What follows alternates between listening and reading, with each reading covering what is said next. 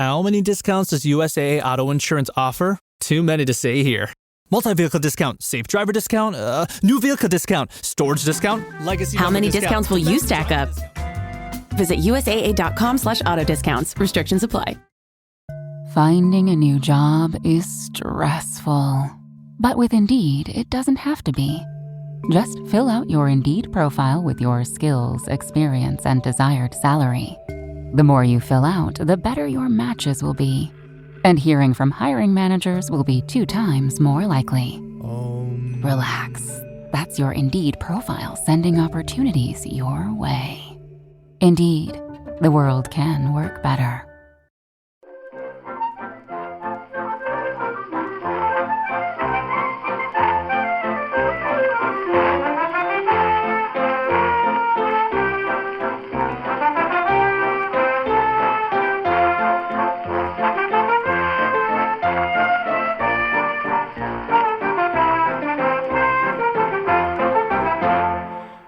Hello and welcome to Backlisted, the podcast which gives new life to old books.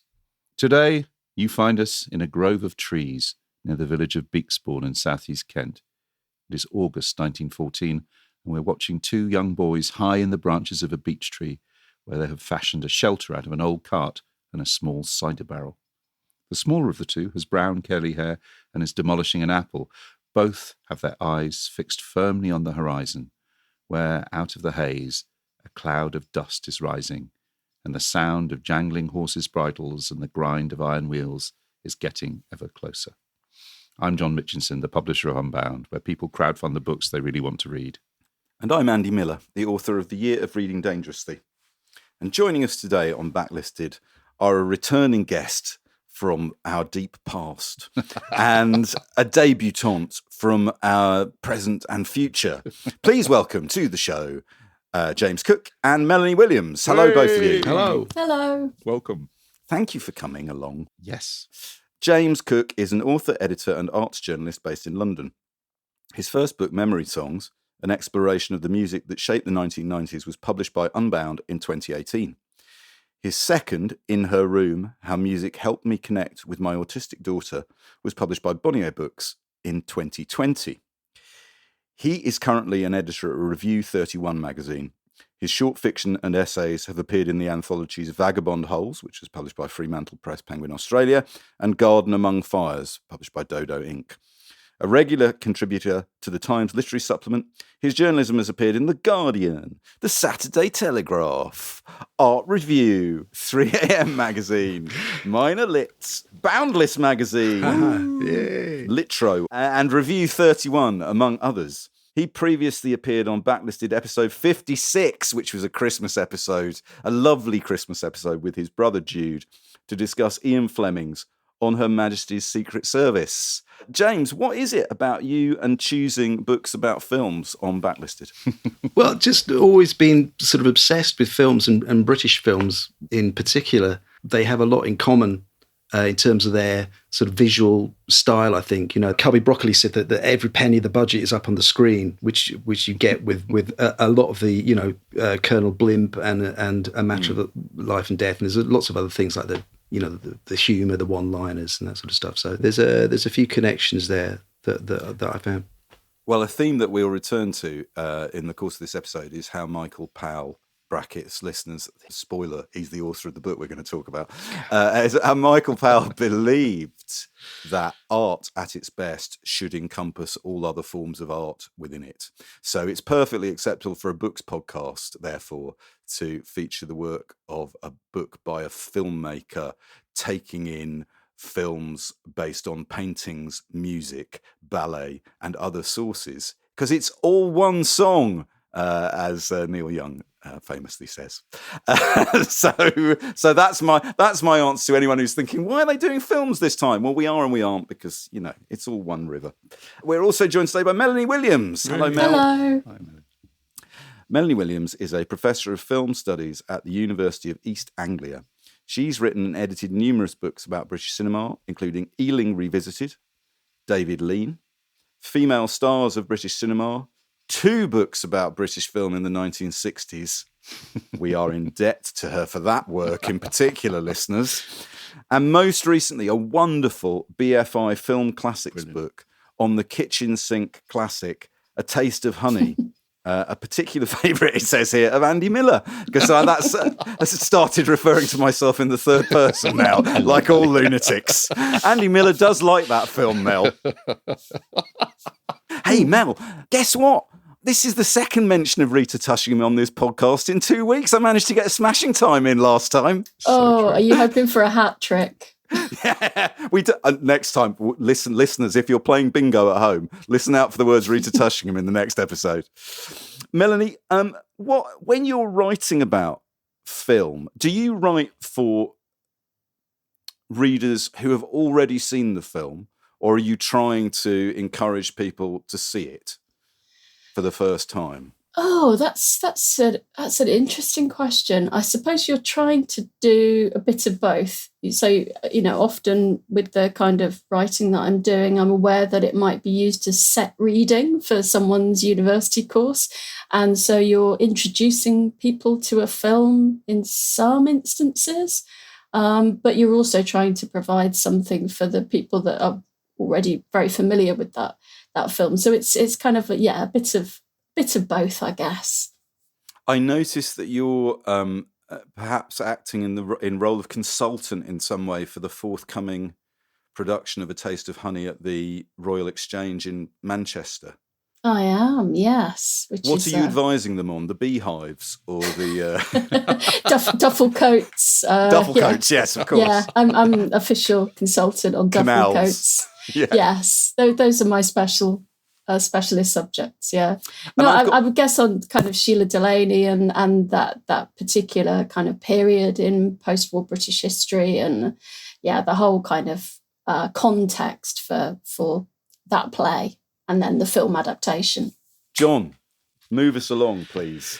I will. Well, probably not going to come as a surprise to hear that the book that we're discussing, that James and Melanie are here to discuss, is A Life in Movies. The autobiography of Michael Powell, first published by Heinemann in 1986 and acknowledged as one of the best and most engaging books about English cinema ever written. As Powell's friend and most famous cinematic disciple Martin Scorsese writes, the book is much more than the reminiscences of a film director. It is as absorbing as any novel. From his early childhood in rural Kent before the First World War, through his accidental entry into the movie business as a gopher for the silent director Rex Engrams, his apprenticeship to Hitchcock, his partnership with Emeric Pressburger, who, between them as the Archers, wrote, produced and directed 19 movies, including many that are now regarded as classics. Powell's book is astonishing in its detail about how each movie was made and why, and contains portraits of an astonishing cast of characters, not just actors, but technicians, artists, musicians, choreographers, all of whom helped transform his craft into art, or as the critic Ian Christie described it, daring experiments in reducing the importance of narrative, something we love on this podcast. I can get behind that, yeah. Amazingly, for a book of over 700 pages, written by a man in his early 80s, the narrative ends when he's just 43, just after the huge and unexpected success of The Red Shoes in 1947. As Alexander Walker has written, this doesn't really matter. Such is the charm and energy of Powell's prose, he is able to present the whole man in what is really half a life. The second half of that life was much more difficult, as I'm sure we'll discuss, but what we have here is a rare thing, a book by a supreme craftsman in a new art form, picking up the trims, as he writes, from the cutting room floor of memory. The book also gives us the chance to each choose and talk about one of the movies Powell writes about, productions of The Archers, directed by Michael Powell, written by Emeric Pressburger, though even that division of responsibilities isn't really accurate. But before I start wielding the clapboard, I have two things to say. The first thing is, at the end of this episode, I am going to read something. I'm genuinely really excited about this. This is a piece of primary research. While I was preparing for this episode, I stumbled upon a poem by Michael Powell that has not been reprinted or referred to, as far as I can tell, since its original publication in 1959. It's a genuinely rare, funny, splenetic and characteristic piece of work by Michael Powell. And it is my pleasure and privilege to be able to bring it back to the world here on Backlisted. So stay listening or fast forward for that. That's coming up at the end of the show. Exclusive. Right? Exclusive poem by Michael Powell. James, you chose this book. When did you first read it, or when did you first become aware of the films of Michael Powell and or Emeric Pressburger? So it was, 31 years ago, 1993. And I found it in Muswell Hill Library. I remember it well because I drew 2 books out that day. One was John Densmore's biography, Drummer of the Doors, which was so bad that I still wish I could invoice him for the hours of my life that I'll never get back. And the other was Michael Powell, A Life in Movies, which was amazing. So I sort of drew out, one of the worst memoirs and one of the best on one day. That's a little bit unfair to John Densmore. I mean, it's a great drummer, but No, I don't think so. No. Sorry, John. I know you're listening. Yeah. I was aware of Powell and Pressburger and the Archers because I'd seen A Matter of Life and Death about 10 years before. But this book, which was this magnificent, sprawling memoir, clearly written by a raging egotist and a genius, yeah, in a voice that was charming and companionable and funny, also teeming with stories about the Powell and Pressburger films, which I was eager to hear because you couldn't, that sort of information pre-internet it was hard to come by. That's very true. And yeah, as you've said, I think we touched on that. It's also a history, an alternative history of the entire film industry, from silent movies up until around 1948 when the book ends. I'm sure this is a thing we'll return to. Was A Matter of Life and Death the first film that you remember seeing by the Archers? Yes, it was. So rewind 10 years, maybe 11 years, back to 1982. And I switched on BBC Two very late at night, and that straight away was the burning bomber sequence. Right. Next minute, you're in this sort of cool monochrome. I was going to say heaven. They're very careful not to use the word heaven. This other world, And then I just filed it away in the back of my mind as this strange film, with David Niven. It had all the sensibilities. This is what I really remember of a modern film. Yet it was clearly made in the 1940s, so I couldn't make it out. And that was my first exposure to the Archers. Also, worth saying, David Niven, author of the single greatest book of all time, The Moon's a Balloon. The Moon's a Balloon. So one day we will make an episode, and then our work here will be done. I can't believe we've never done that book. Well, their books are very quite similar, Yeah, Incredible. Yeah, I think that's a really good point. It's a really good point. Melanie, so the same kind of fudged question to you. Well, you know what I mean, because it's so difficult to bring it into one event. Can you remember when you first read A Life in Movies, or when you first became aware of Powell and Pressburger or the Archers as an artistic force? I guess the film that I was really taken by and that sent me back to the Powell and Pressburger films was Peeping Tom, which is obviously Powell without Pressburger. And I saw that at a kind of art cinema when it was on a sort of 90s re-release or around that time. And which cinema, please? Oh, I think it probably would have been either the Watershed in Bristol or Hull Screen. Okay. I'm not sure. One of those. Yeah. And I was absolutely kind of blown away by this and finding out about the kind of critical reception that the film had, and how it was said to have ended Powell's filmmaking career. Of course, it's much more complicated than that. But that sense of sort of transgression, rebellion, a film that's a sympathetic depiction of a serial killer with the colour and the violence. And, as a kind of, 90s cineast, this was right up my strata. And that kind of sent me back to the earlier Powell and Pressburger films and you know, a kind of process of really kind of retrospectively finding those really interesting, particularly Black Narcissus, I Know Where I'm Going, kind of mystical, magical, weird, idiosyncratic British films. One of the things I think is a recurring trope in Powell's films and Powell and Pressburger's films is reminding the viewer that even the worst human beings are still human beings.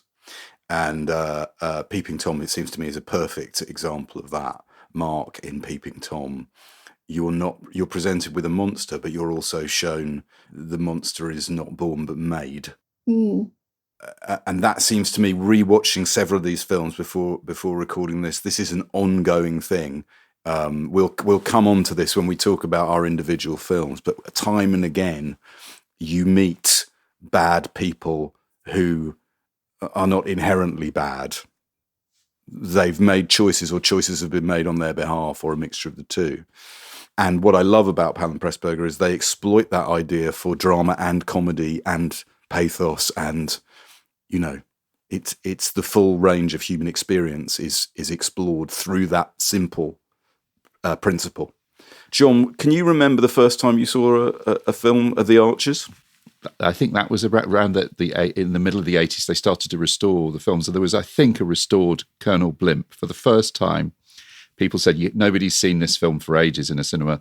And in my head, I went to the Rio Cinema in Dalston while I was still at college. I got the train down to London. I did that twice when I was at college in very short order. Once to see The Life and Death of Colonel Blimp, which changed my life, and the other time to see Andrei Rublev by Tarkovsky, which also changed my life. But they became, for me, like the two greatest movies in the history of the world ever. And I there's still part of me that thinks that might be a sound judgment. And then Michael Powell's book was published in 1986, and I bought it, and I just remember it was just an astonishing thing that these filmmakers I've become interested in. Not only was he still alive, he'd written this massive 700-page book with all the information you could possibly want about his life, probably more information than you really needed about his life. But it's still, when people say to you, your favourite memoirs, it will always be in my top 2 or 3 favourite memoirs. It's really interesting looking at the reviews of it from the time of this book, because several reviewers, it's not widely reviewed, that's the first thing. No, it isn't. Right, and the second thing is, at least 2 reviewers are kind of disgruntled. It's sort of presumptuous, they feel, of Michael Powell to pay himself this much attention.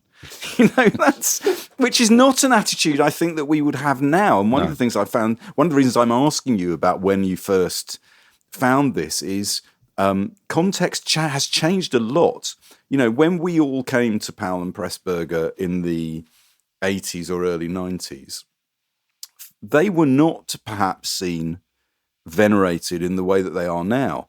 And the criticism of Powell's autobiography, How Dare He, is sort of similar to many of the criticisms that the Archers faced for their films. The people were going, but why do you feel entitled to make a film about this subject or not have a clear message in this film? You know, it's a recurring theme. It's only, as, you know, we talk about on it, once one generation of critics dies that we can clear them out the way and see things a bit more plainly. It's almost emotional for me, James, that you brought this today. Yeah, completely. It's like completely. It's some of my favourite work is in their films, but also this memoir. I've read this memoir several times, and the follow-up $1 Million Movie, which he didn't quite finish, but was published several years after Michael Powell's death. And to me, those books are expressions of ego, for better or worse. What does the artist require to keep going? Belief, self-belief. Which he's not short of. No. But you need it because all these people are telling him he's their films are too wacky or too esoteric or not commercial enough. But you need that to be a film director. I mean, there's a very certain sort of personality. Yeah. Very few people could do it, and he does. He probably wasn't that easy to work with, although he had a really loyal sort of band of brothers, he called them, all the top people in all across all the departments. But he admitted that he could be rude and blunt. In fact, as I was reading through this time, I started to collect a list of words of adjectives of how he described himself. So selfish, dreamy, cultivated, impulsive, snobbish, reckless, silly, serious, shy, arrogant, quick, impatient, rude. I gave up at that point. He was a nice bunch of guys, but he had an ego on him, and rightly so, because he talks about being a great artist, and there's no real score settling, I felt, in the book, but there was a sort of tone of vindication that crept in towards the end. But he by rights he could have had much more of a sense that he'd been complete. I mean, he was unemployed for the whole of the 70s. Yeah. Melanie, in A Life in Movies, as James suggests, Powell isn't backwards in coming forwards about his own achievements. No. Do we find that endearing?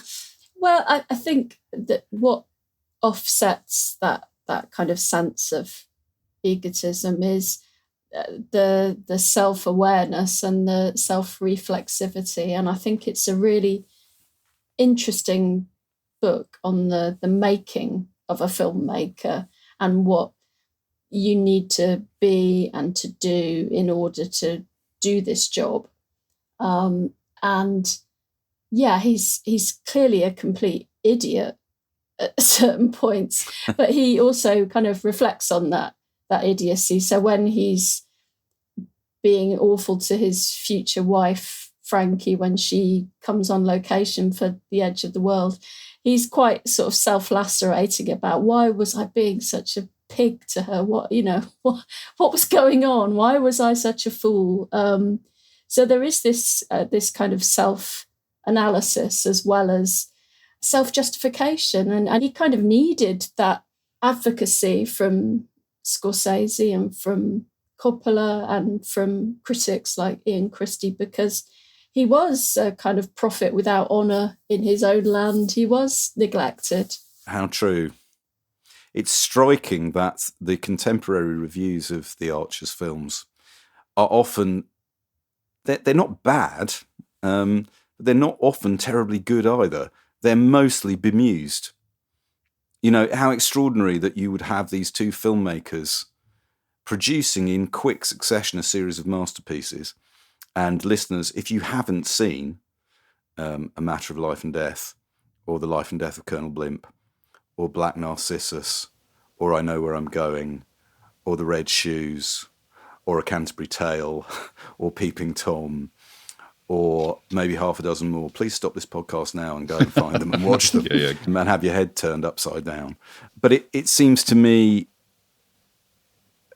another extraordinary part of their achievement that they produced so many quintessentially English films from a position of outsiderdom, even as those films were being made. John, it's the public, actually, who ensure Powell and Pressburger's ongoing popularity, not critics. Critics tend to say, what's this film trying to say? It's the public who it's like my mum, because she liked films about ballet, loved The Red Shoes. She didn't necessarily need to see the archetypal tragic structure within it. What she saw was somebody, in Powell's case, responding to the passion and vibrancy of dance and seeking to translate it to the screen. And similarly, my dad, my dad didn't, my dad was not down at the front of the new Fellini, but he could see a sensitive exploration of life and death, of matters of life and death. Yeah. And so it's the public who do a lot of the carrying for their reputation for many, many years, right? And, I think, completely. And I think Powell says, he mirrored the English to the English. I think he kind of mirrored the Scots to the Scots as well, and I know where I'm going. Often when I have conversations with people about Englishness and what Englishness now means, and people often talk about Powell and Pressburger movies, they'll talk about Blimp, or they'll talk about Matter of Life and Death, or they'll talk about there's some kind of emotional, they touch some sort of deep emotional core, which a lot of, in a way that, you know, the cleverness and brittleness and Americanness of Hitchcock doesn't quite do. To do what they did with Blimp in the middle of a war, you know, having to have Churchill kind of watching it was extraordinary. It's a film in the end about how friendship is more important than political conflicts, even though, you know, they were both very clear that how evil Nazism is. It's extraordinary. So I think they're very wrapped up. If this country is still obsessed with the Second World War, and there is some evidence that it is still, then Powell and Pressburger are kind of the best kind. They're the best part of that obsession. The relationship between Powell and Pressburger and the war effort seems to me absolutely crucial to understanding how they got to do what they did. Why don't we hear a bit? This is a clip of Michael Powell, I believe, reading the very start of A Life in Movies, the memoir. So let's hear the voice of the man himself now. All my life I've loved running water. One of my passions is to follow a river downstream until it reaches the sea. Today that sea lies before me in plain view, and it's time to start the story of my life. To remount it to its source, before I swim out, leaving behind the land I love so much, into the grey, limitless ocean. Yet, although I love grass and trees and woods and forests, with the passionate love of an Englishman for his island, I shall not be afraid to swim out over those awesome depths. I've seen men and women far better and cleverer than I, crippled by illness, killed by chance. I've been allowed to reach the summit at which I aimed, in a profession that never existed until we invented it. Whoa! Amazing. What? And there was humility there. There was humility in what he was saying. You know, he wasn't just the sort of the film director that actors thought were trying to kill them. No. Beautiful. It's just also reminded me just very quickly that for the first 200 pages, it's you know, when he's growing up on the hop farm in Kent, it's there's nature writing in there that is great. You know, I mean, there's travel writing later in the book that is great, but there's all sorts of things going on in this memoir. I mean, Pressburger doesn't appear, does he, till sort of 300 pages in? We will meet him later, James, don't worry. I mean, I think this is one of the things about both Michael Powell and Emeric Pressburger. Let's not forget, it's a sort of basic thing. They're writers. Yeah. They write books. In fact, we talked about Emeric Pressburger's novel, The Glass Pearls, his second and final novel, way back, episode 16 of Backlisted, since which time that novel has been republished, and justifiably so, because it's terrific. The Glass Pearls. He wrote his first book, Killing a Mouse on Sunday, is very good. But Michael Powell as well. Michael Powell's willingness to fuse a literary sensibility with a filmic one is one of the most important things, Melanie, that he or him and Pressburger bring to cinema. Certainly British cinema, I would say world cinema. Absolutely, yeah. I mean, and one of the things that really comes across, particularly in the earlier part of A Life in Movies, is this sense of someone who's absolutely embedded in this kind of particular literary culture. So the references to Kipling, but a whole series of writers that are kind of forgotten now, but he kind of makes reference to their works and the kinds of characters that they have, expecting us to kind of keep up with him. But it absolutely fixes him as a man of a certain period and cultural formation, and it's a beautiful kind of unpacking of all of that. Yes, and also presumably it's very valuable, Melanie, is it, as a repository of information about how films were made in the early Hitchcock era and the early era of British cinema. Yeah, it's funnily enough, the first time that I read the book, it was because I was filleting it because I was preparing a lecture and teaching on Powell and Pressburger. So it's a very particular kind of reading experience where you're not necessarily in it for the lovely kind of descriptions. You're like, right, let's get to this bit that tells us about how they did this particular film. So it was very nice to revisit it and actually spend time with the kind of earlier part of Powell's life, about which he's, so fascinating and eloquent. Yeah. James, one of the things that struck me reading this book here in the year 2024, in the future, is that it feels so much more valuable as testimony than perhaps it did when it was published. When it was published and Powell was still alive, there's a kind of sense of, he's finally getting his dues. We love Michael Powell. Kate Bush visits him in New York famously. He's having his moment again with his wife, Thelma Schoonmaker, and Martin Scorsese. He's being rediscovered.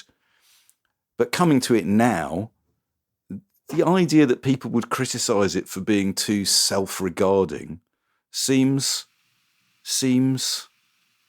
insane. I can't find the word. It seems absurd, doesn't it? It's interesting because yes, he was being rehabilitated in that time, and he touches on his friendship with Martin Scorsese at times, and so he was people were starting to come round to The Archers. But it is strange reading it now because all you got to do is you can click on IMDb or Wikipedia, you can find out everything you want to, you can binge on this stuff. Back in the early 90s, you couldn't, you'd basically have to stay up late to watch the films or set the video recorder. And it was very hard to find information. So it's a very different experience reading it now. Yes. Was Powell writing for people who had seen the films, or in the hope that as a result of reading the book, they would see the films, or seek them out? Because it was hard, as James, exactly as you remember, I remember exactly the same thing.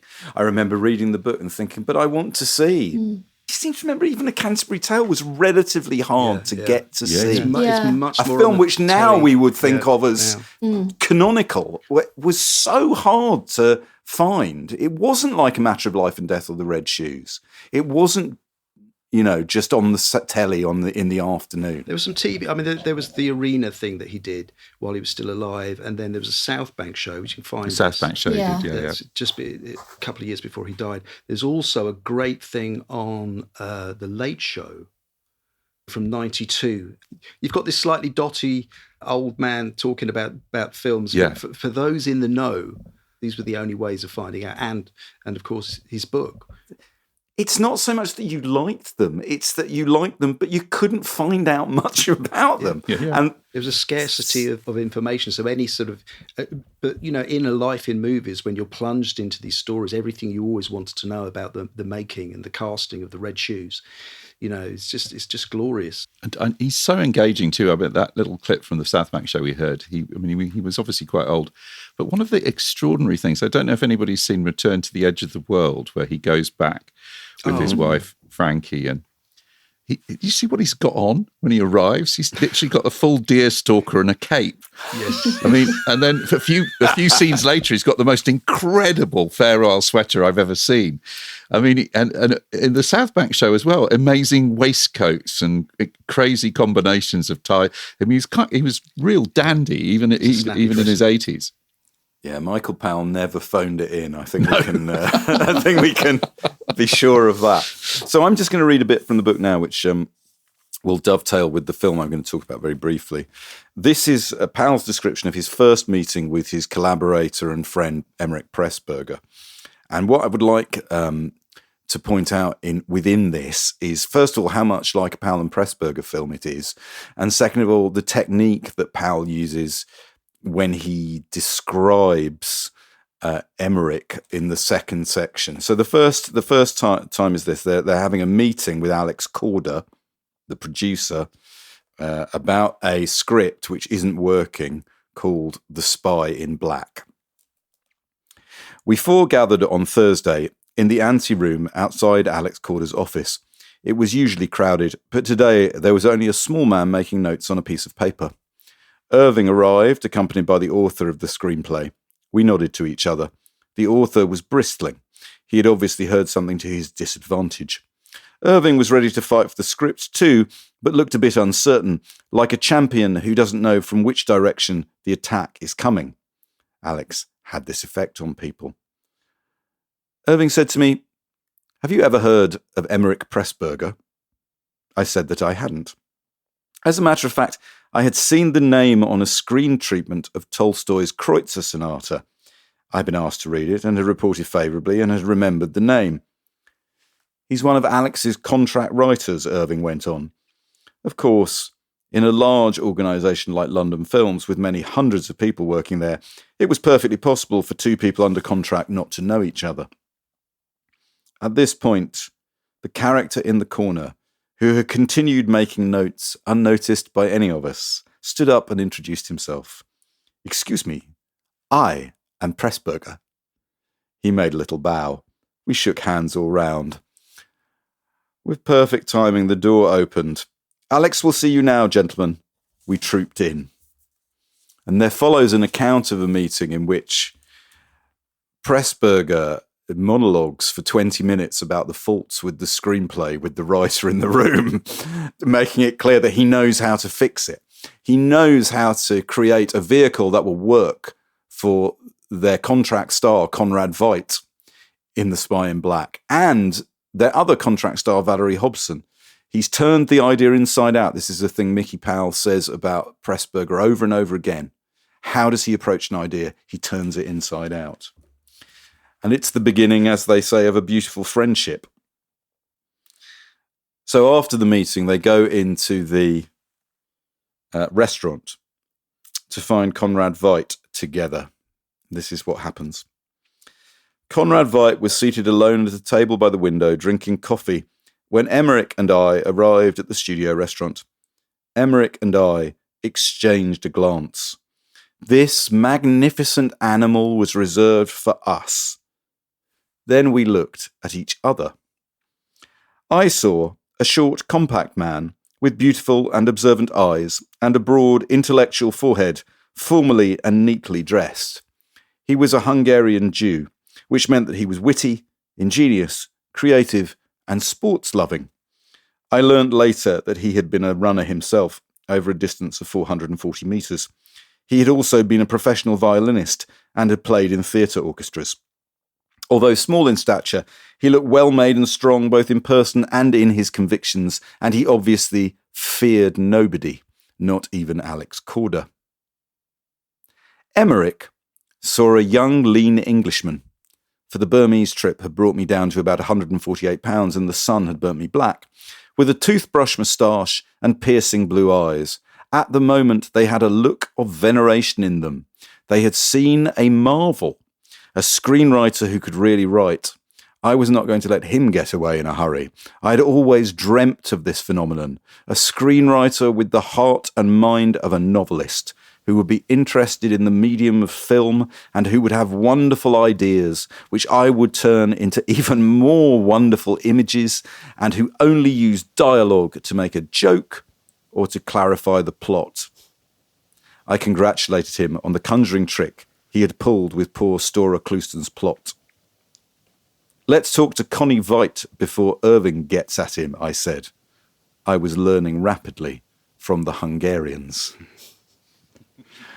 I mean, Mel, what I love about that is you've got a filmic sense of Powell's shot. He's got a shot on Pressburger, which he describes. And then he has another shot in which he describes Pressburger looking at him. He doesn't just describe how he looked. He has what is Emeric seeing. And seeing is one of the recurring motifs in Powell and Pressburger films.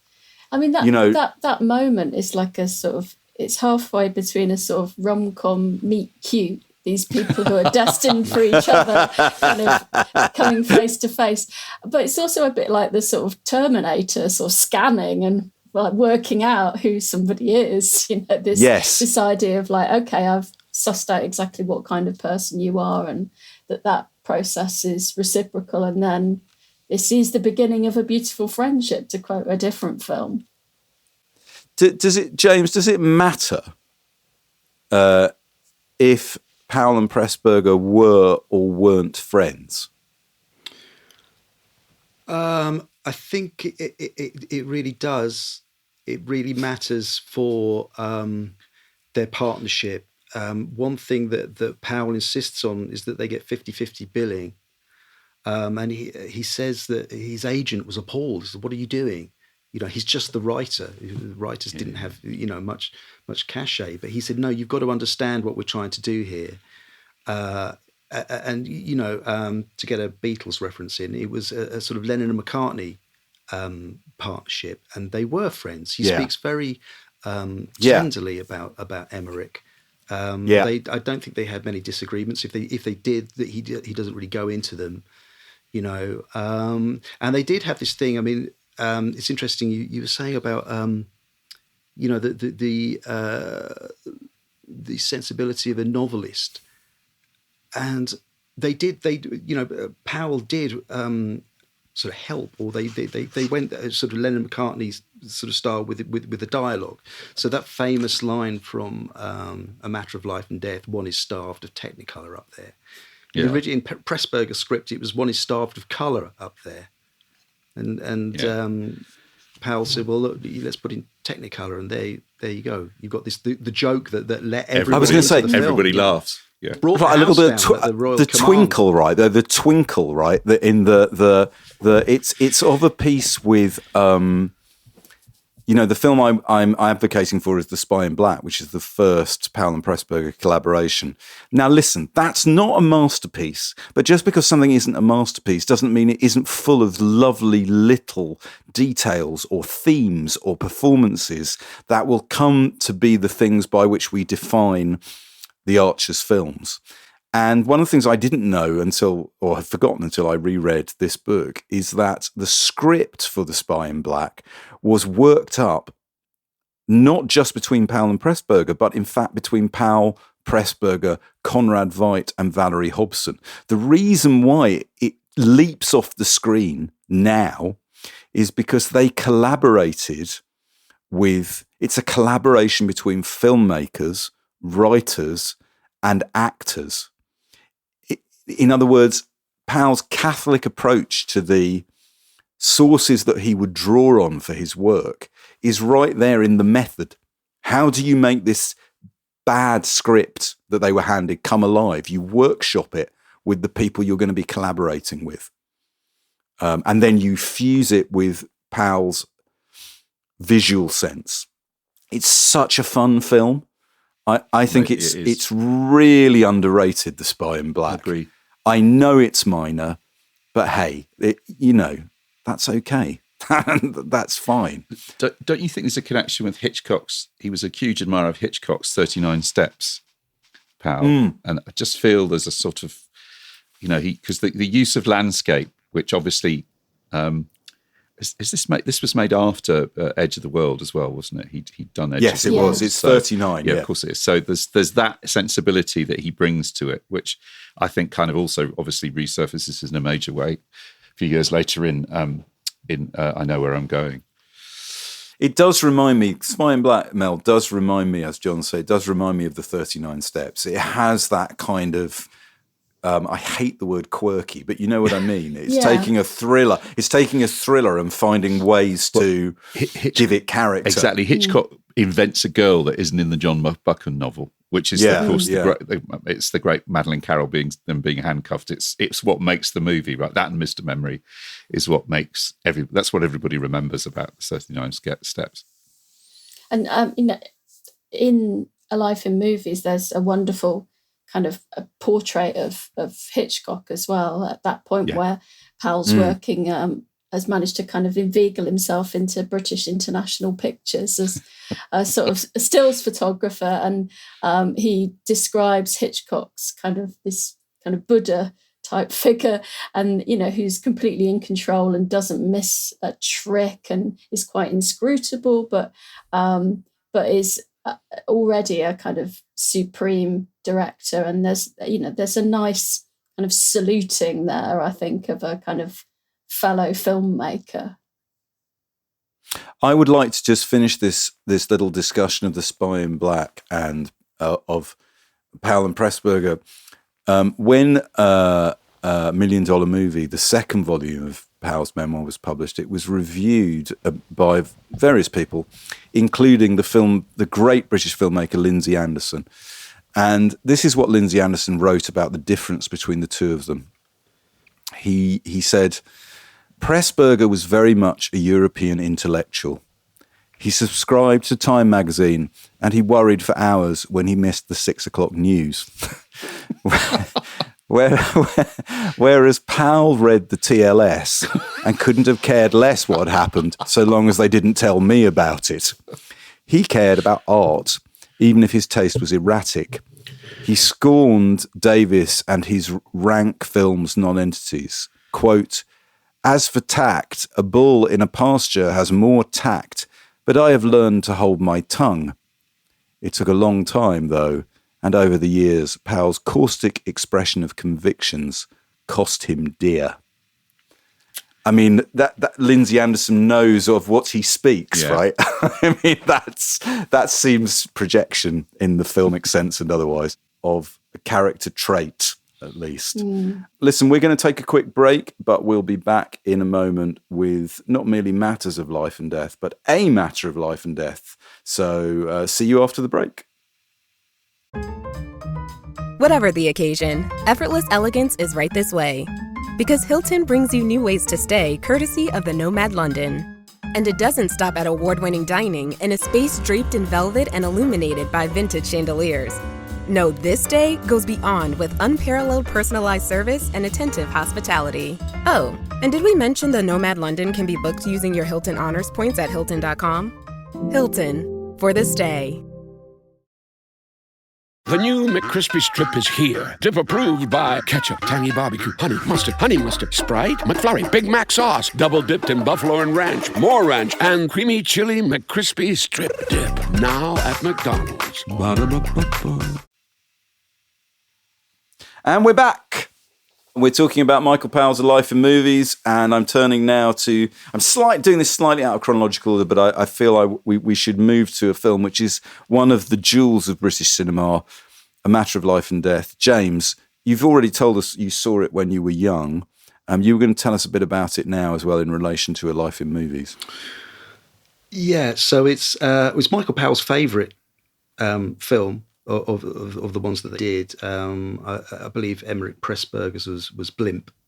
And it's also my favourite film of all time, I'd probably say. I must have seen it, like you, Andy. I tried to work out how many times I'd seen it. So I think if I watched it twice a year for the last 30 years, that's 60 times. Okay. Wow. It's just a perfect film. Perfect in the sense of those films that they're complete sort of accidents, really. That everything is perfect. The music, the casting. Powell says something like, there's no such thing as a big or a small part. There are only shorter or longer ones. And so every face, every last character in A Matter of Life and Death is perfect.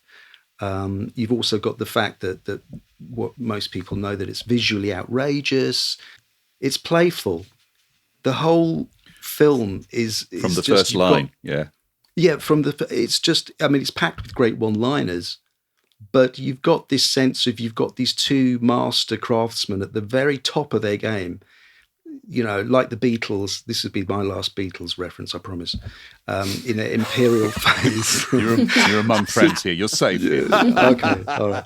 60, 70, whatever it was, you know, they've learned their craft, they've mastered rock and roll, they've mastered the ballad form. They're going to have some fun. And this is exactly what Powell and Pressburger do. They're going to have some fun with the form. So these in-jokes, one starved of Technicolor up there, you know, these meta jokes start to creep in, and it's just playful. It's all the humour and fun of American films, but with this English sensibility. The line near the start of the film, "This is the universe, big, isn't it?" That's Douglas Adams avant la lettre, It is.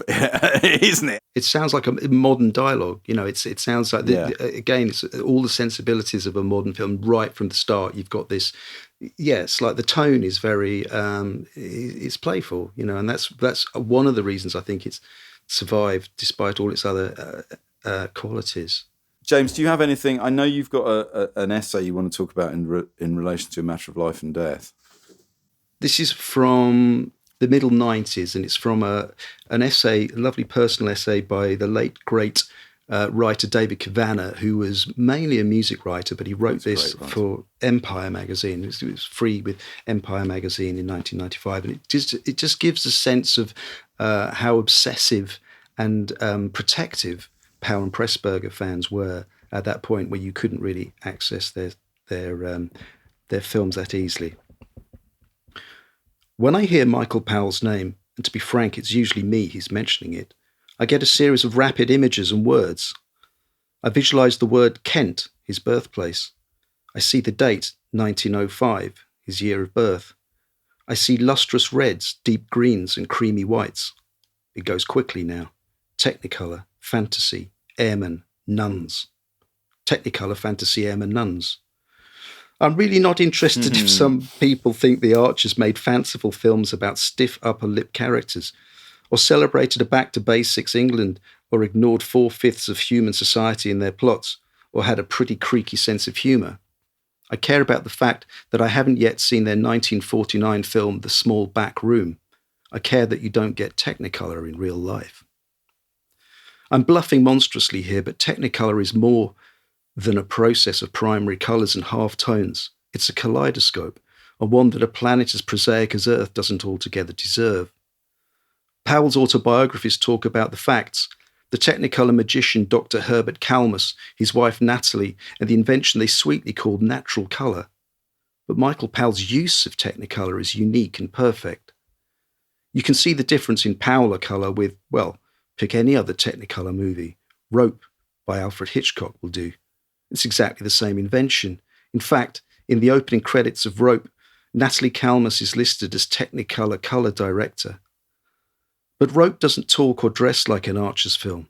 It's probably the best film about a dead guy in a box there's ever been. But it isn't Kent, it isn't 1905, and it isn't Technicolor fantasy airmen nuns. Gosh, that's good writing, isn't it? Oh, David Cavanagh. Superb. Well, picking up on the Technicolor thing, okay, in the war there was no Technicolor, and they had to make some movies which they weren't able to use Technicolor. Blimp was Technicolor. I Know Where I'm Going. It was written very quickly. Pressburger had an idea about, he said he always wanted to make a film about a girl who wants to go to an island but can't get there. And by the time she can get there, her life has changed in some mysterious way. He said, in the way a young girl's life sometimes do.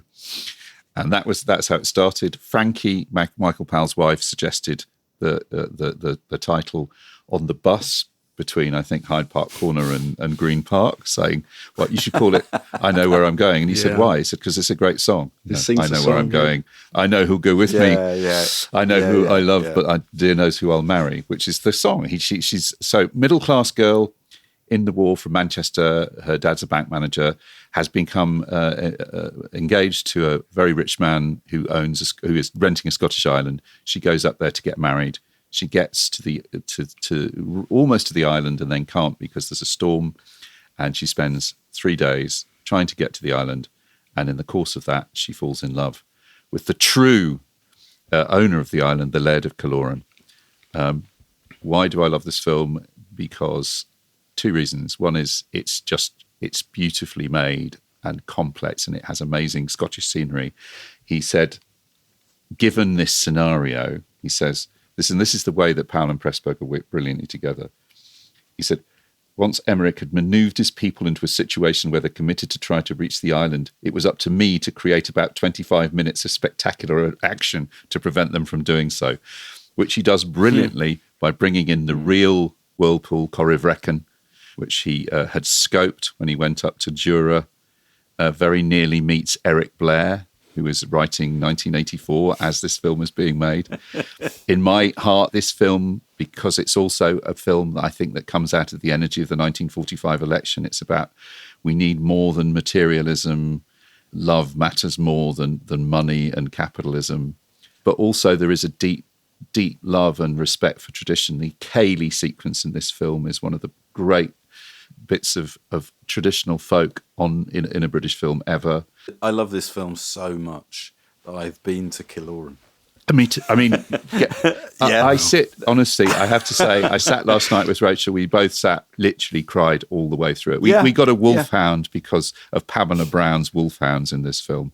This is how mad my love for this. And the beautiful film. So let me just tell you the final thing, and then I'll shut up about it, because everybody ought to go and watch it. I went to see it at the ICA in 1986-87. Michael Powell was there. Okay. At the end of the film, the lights go up and Michael Powell is sitting with tears streaming down his face. And he just says, I haven't seen that. I haven't seen that film since we made it. Wow. I'd forgotten how beautiful it is. And I mean, everybody, I'm choking up here, everybody in the audience is just to be there, to see this man who's had been through so much, and to be suddenly in front of an audience with everybody. I mean, he got a standing ovation, obviously. A couple of little amazing facts about the film. Andy, you must know there's a small cameo in this film that you should know about. The young girl, the Robinson, the bridge playing swatty kid. Do you know who that's played by? Is it Paul McCartney? No, it's a girl. It's a woman. It's Petula Clark. It's Petula Clark. Oh, wow. It's Petula Clark. Yeah. Oh, of course it's Petula Clark. One other thing. He wanted to cast James Mason as the lead of Killorn. And James Mason basically said, I know about you, pal. This involves a whirlpool and boats. And he said, no, I'm not doing it. So Roger Livesey, desperate to play it, he says he's too old, and also you're in a stage play. You're not going to be able to. Roger Livesey can't get out of the stage play.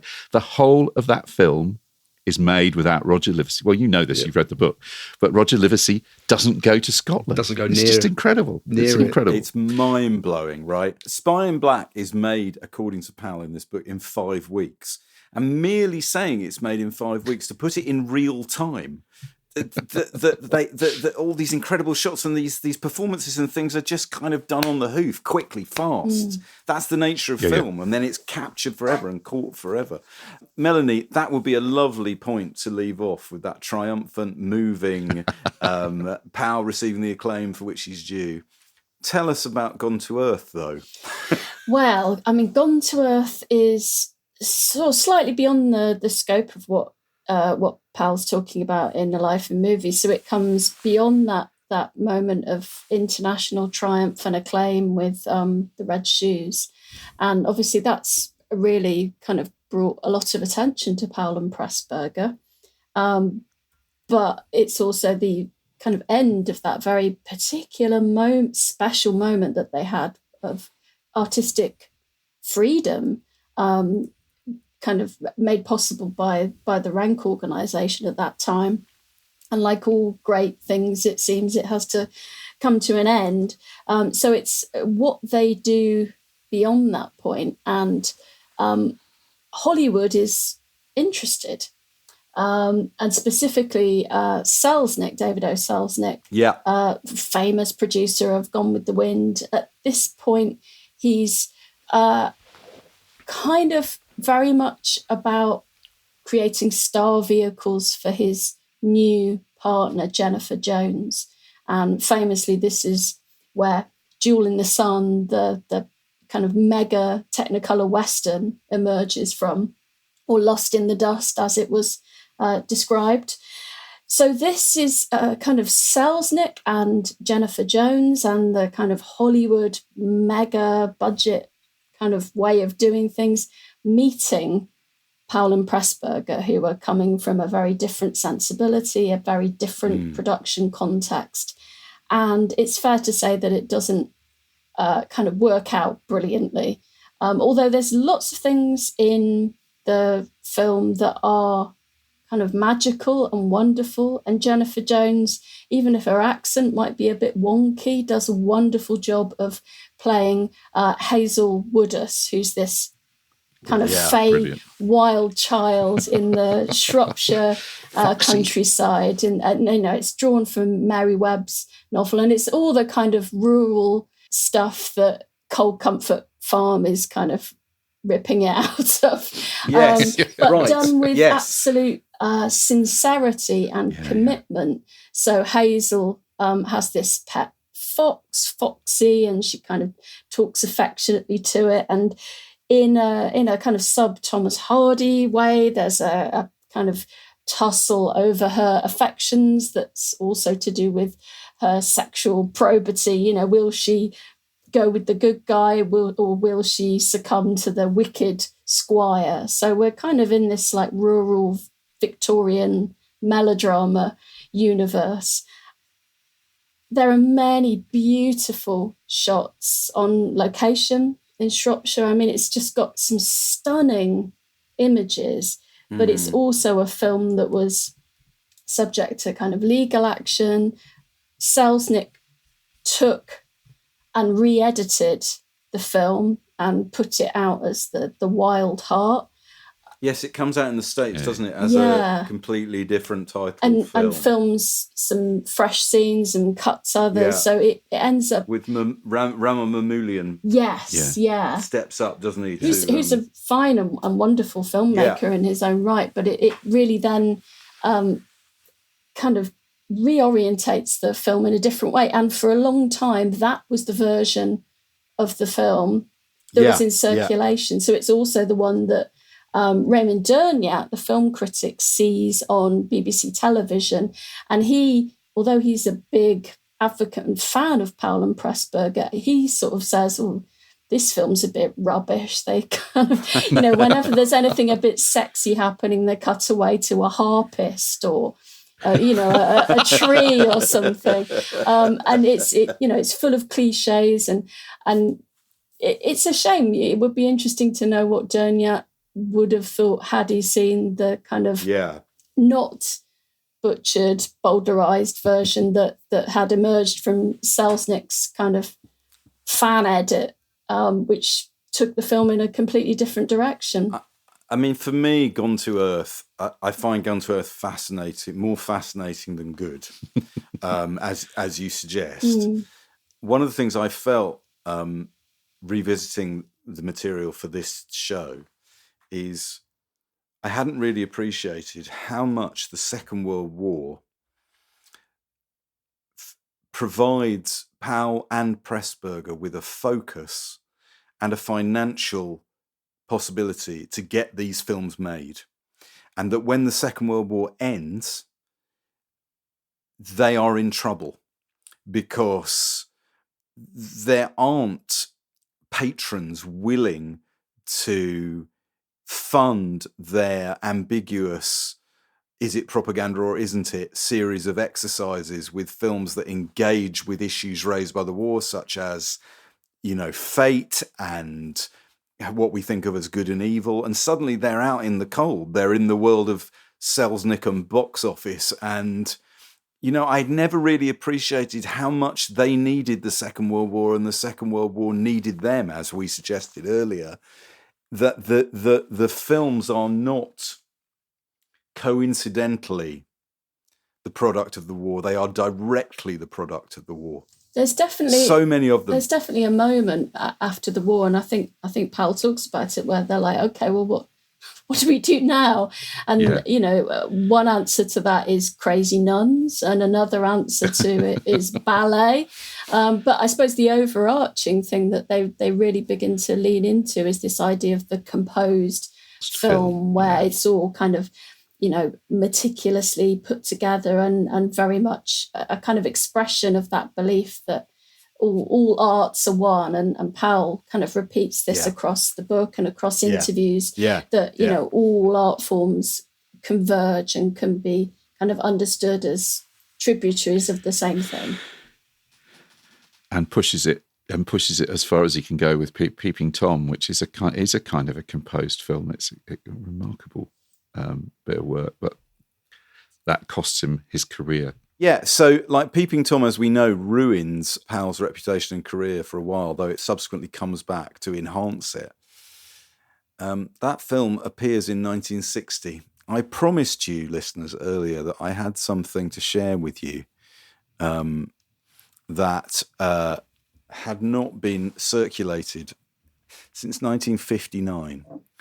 Okay, so here we go. This is while Michael Powell was making Peeping Tom, he spotted a newspaper story which said that officials of the Rabbit Clearance Advisory Council are reported to have complained that Beatrix Potter's books encourage children to think of rabbits as little darlings, and that no attempt is being made to present the rabbit as a fictional criminal.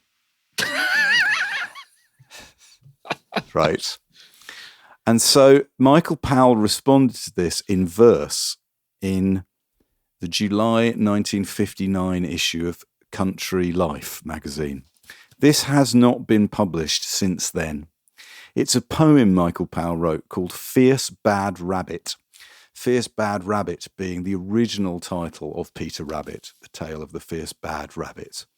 And Powell, in his quixotic, quirky way, decides to respond to the movement of the Rabbit Clearance Advisory Council in the following manner. And I'm going to read you this poem. As I say, this is a extremely rare piece of Powell's work, which has not circulated for 65 years. It's a poem called Fierce Bad Rabbit. Child, take a pull. Adjust your toys from teddy bears to teddy boys. Drop warm and cuddly Flopsy bunnies for rape and striptease in the funnies. An atom babe needs something hotter than Fluffy Tales by Beatrix Potter. Fixations on a fierce bad rabbit in later life become a habit. Kids that are happy cuddling pets can only be described as wets. You need to cure this deep neurosis by literary mixmatosis. Flopsy, Mopsy and Cottontail are characters beyond the pale. Benjamin Bunny, Peter Rabbit, as childhood images have had it. A complex sown by Pigling Bland is something that we understand. We know too well the Freudian laws of Tiggy Winkle's pinafores. We trace the conflicts in your house to tattle of Mrs. Tittlemouse. We spot unconscious ideations in Squirrel Nutkins imitations, and find fulfillment for the wish reading inspires of Jeremy Fisher. Be warned, in time, don't trust your luck to dread Jemima Puddleduck. Relax, don't think, we'll save you yet from sublimation with your pet. Pet? No, your pest, our members cry. You know how rabbits multiply. So when we've emptied hill and dale of Flopsy, Mopsy, Cottontail, and every nursery tale is told, and every rabbit hutch is cold, then we will wander, hand in hand, through England's green and pleasant land, so green and pleasant when it's planned. Michael Powell. Fabulous. Brilliant. Don't you think that's astounding? Yeah.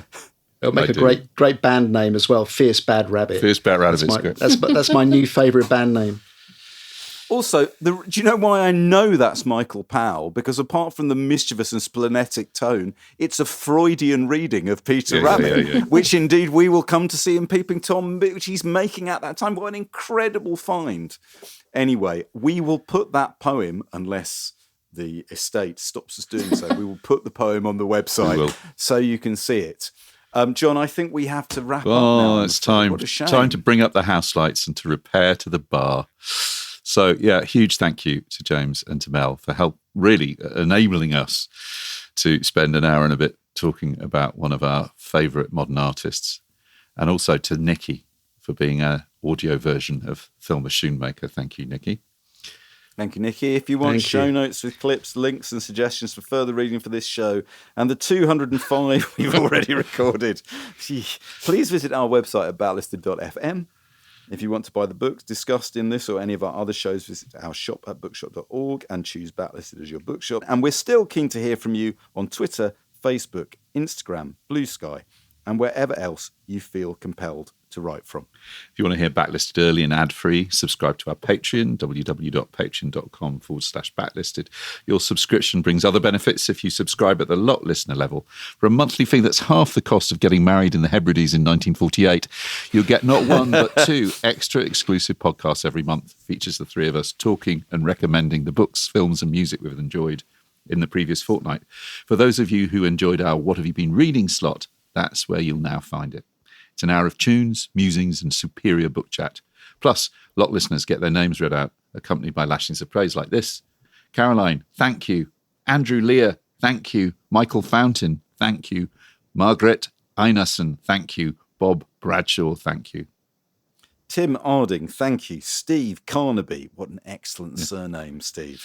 Thank you. Tanya Spooner, thank you. Martin Arber, thank you. Anne Corden, thank you. Briefly, James, is there anything you would like to add on the subject of Michael Powell's life in movies that we have not had time to cover? I'd just like to say that that there's a line in A Matter of Life and Death, which is probably the most backlisted line in all of film. So when Roger Livesey says to David Niven, he invites him to stay at his house, they're in the library, and Niven says, can I stay in here, Doc? I just want to be near all these books. And that's my favourite line from the film. Andy Marvel, what a marvel. That's I can't hear the name Andrew Marvell since 1985 without thinking of that line. Andy Marvel, what a marvel. Well, that's not how you spell Shakespeare. Who are you, his agent? Sorry, I watched it last night, so I've got all the lines. Wonderful, it's wonderful. Melanie, is there anything you would like to add on the subject of these wonderful people? I can't think of anything. I know where I'm going, though. On Saturday, I'm going to watch I Know Where I'm Going. Wow. Yes. Recursive loop. Yes. Good, fantastic. There's a great story that he tells at the end of I Know Where I'm Going, where they're throwing water into Wendy Hiller's face, pretending she's on a boat. David Niven is standing just off, and this is great. He just turns in and says, "Is this a private flight, or can anyone get in on it?" Yeah.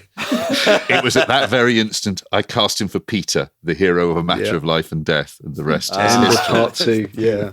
Fabulous. Well, listen, everybody, thanks so much. Thank you, Melanie. Thank you, James. Thank you. What a pleasure. Joy. What a marvel to have you join us. If you haven't seen at least 20 of these films, get on it. Do it now. Yeah. Make it happen. And we'll see you in a couple of weeks' time, won't we, Johnny? We will. All right. Thanks, guys. That was brilliant. See you soon. Bye.